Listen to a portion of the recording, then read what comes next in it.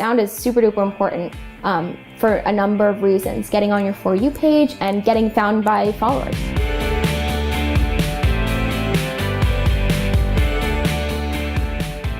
So welcome back, Shelby. We're finally on to making videos. Finally, after 6 modules, we're allowed to record. Are you excited? I'm excited. This is really important. Good stuff. So I thought we'd start off first by talking about house styles.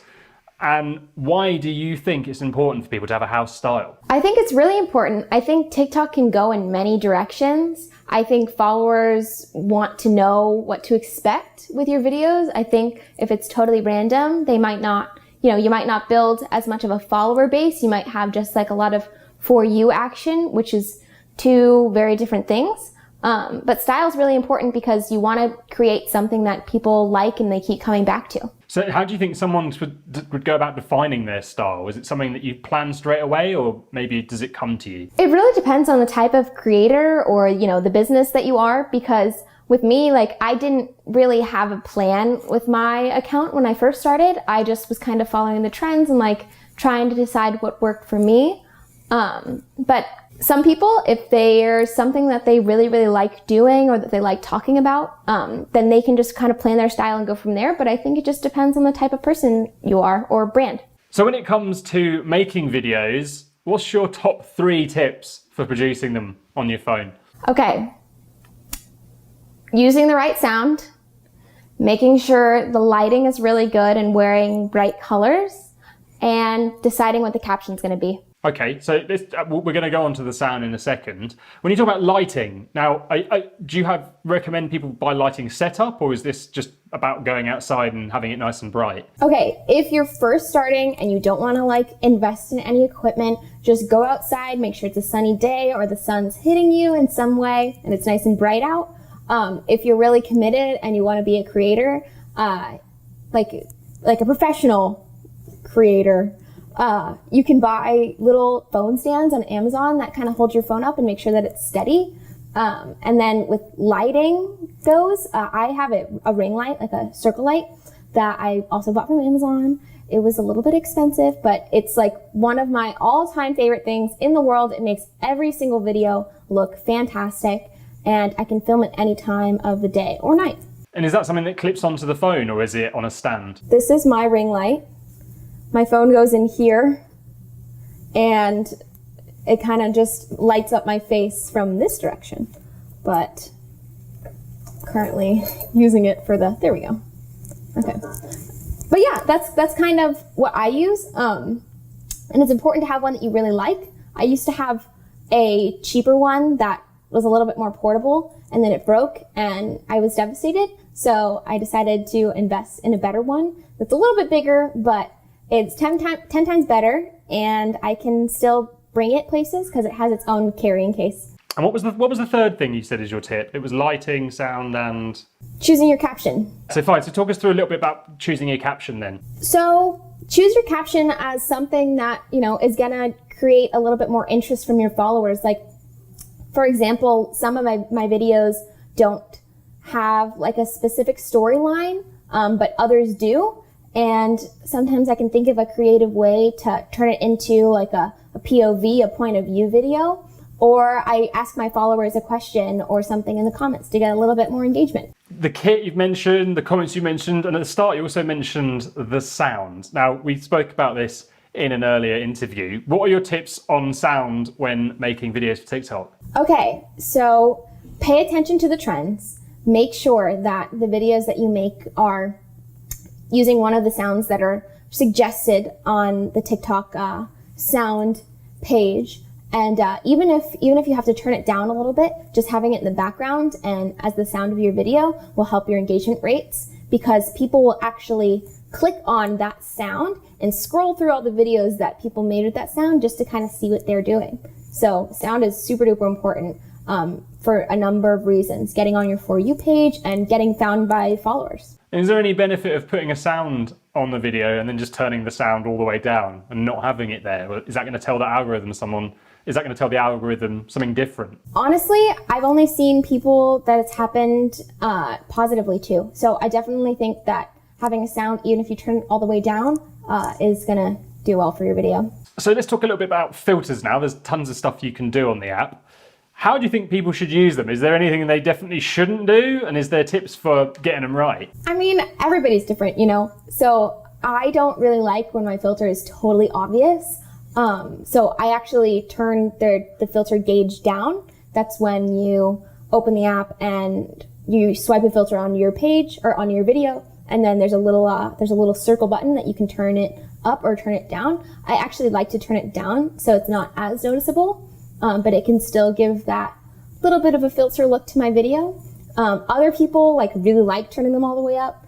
That's just, they just want their super saturated filter looking page. But there's not necessarily a right or wrong way to use your filters. And in a previous chat we had, you kind of mentioned old looks, and when we looked at Puma's account, maybe that they needed to update some of their looks. Is that the same with filters right here now? Do you need to stay on trend, almost like you have to stay on trend with the songs? I mean, it doesn't necessarily have to stay on trend. Filters are relative to any video and anything that you're doing, so I think just finding the right filters to use for your video. Okay, so you can stick with one and then use it forever if you like it. Yes, you definitely could. So there's another feature when it comes to making TikTok videos, and that's effects. Do you have any advice on using them, things you should and shouldn't do? Okay, well, you should definitely know the difference between filters and effects. Filters you can put on after your video's already been shot, and effects are in that bottom corner that you have to choose before you shoot your video. I think there's a bunch of different effects. They're all super duper fun, but you have to spend a lot of time in there to kind of play with them all and decide which ones are going to be the best for your video. And just make sure that you use them correctly when you're making your video, like make sure it doesn't turn off by accident or it stops picking up your face for some reason. Just make sure it all goes smoothly before you publish your video. And what about you yourself? Do you ever use effects for your own content? Yeah, I do. It just depends on what I want that video to look like, but I use them. Is there anyone in particular that you thought you've used and it got a better result? None that really made a better result. I like the hair changing effects, and I like the one that makes my eyes look like they're blue instead of green. Okay, so it's not the sort of thing that you're doing where there's explosions. I don't typically use the ones where there's explosions on the screens, but some people do. Yeah, okay. And do you notice at all with the more successful accounts out there, do they tend to sort of use filters effects a lot, or is it something they're more sparing with? I really do think that it's something that the bigger people and the more popular accounts use less, unless it's not as a dramatic filter or it's a filter that's attached to a trend that's happening right now. A couple months back, there was a trend where it was like a build your girlfriend or build your boyfriend trend, and they all used the effect where it changed your eye color and your hair color. But typically, the bigger creators tend to stray away from using the effects. So what you're saying is then that kind of like songs, effects can trends, and that I should be keeping an eye out on these effects that trends to then hop in and try and create some engagement. Yeah, you should definitely keep an eye on, the effects that your favorite creators use. So you've mentioned, when we were chatting earlier, you mentioned one of your friends who does little to no planning, but that sounds like that's probably a rarity on TikTok. How much time do you think people should spend planning their videos? It's also relative to the creator. My friend never spends any time planning her videos. I usually spend at least a few minutes learning the dance or a few minutes finding the dance or trend that I'm gonna do. And then I have another friend of mine who's a creator, and he takes a lot of pride in the thought that goes in his videos, and he'll be planning a video for a matter of a few days to make sure that he gets it right. But it's all relative to the content that you produce and how you want your video to look. So I guess, what would your advice be to people who were starting this from fresh when it comes to planning? I mean, if you're a natural, it'll come to you. But I do think that having a little bit of planning when you're first starting out is good. Okay, so there's definitely sounds like there's some need to plan for most people.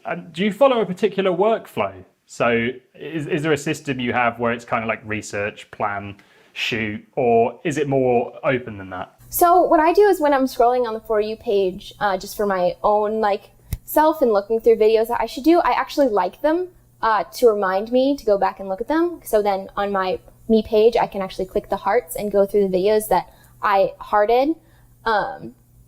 because I like them, or I like the style, or I liked the dance, or some reason.